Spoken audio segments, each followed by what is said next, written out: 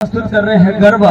और खास तौर पर ये गरबा जो लोक नृत्य है ये नवरात्रि में किया जाता है, यानी कि नवरात्रों के 9 दिन ये गरबा डांस किया जाता है। तो उसके बाद खुशी के अवसर पर, राष्ट्रीय और राज्य पर्व के अवसर पर भी गरबा डांस किया जाता है।